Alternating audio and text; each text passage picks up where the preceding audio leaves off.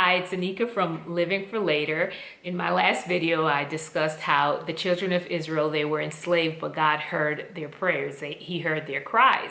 Now we fast forward to Exodus chapter 3, verse 9, where God meets Moses at the burning bush and he tells Moses, listen, I've heard the cries of my people, and guess who I'm going to use to answer their prayers? You, Moses, the very one that ran away from Egypt. You ran for your life and you ran to Midian. Now I'm going to send you back and use you as an instrument to answer the prayers of my people. And I just know that sometimes I can be very inwardly focused in my prayers, right? It's all about me, me, me, me, me. I go through seasons where I'm not thinking about no one else in my prayers. It's just about me and how much it hurts and God deliver me, rescue me.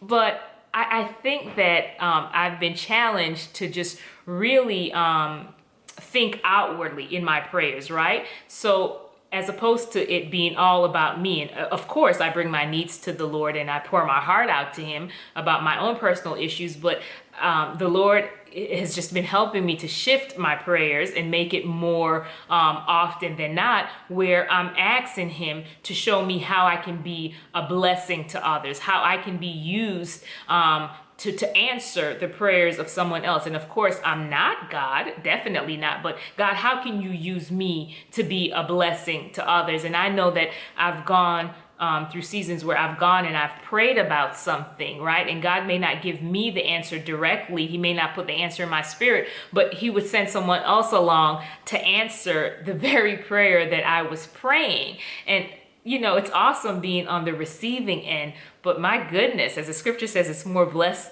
to give than to receive. How about we do that in prayer as opposed to always looking for the answer? Maybe asking God, how can I be used to be the answer to somebody else's prayer? Of course, it's not about fixing their problems, but it's about being led by the Spirit of God. Moses didn't come up with the idea on his own to go back to Egypt, right? It was something that God called him to do. So I just want to encourage you to begin to pray and ask the Lord how you can be used to answer somebody else's prayer. How can you be a blessing to someone else? What words of encouragement, what words of wisdom can you pour into somebody's life that's seeking direction, that's seeking counsel?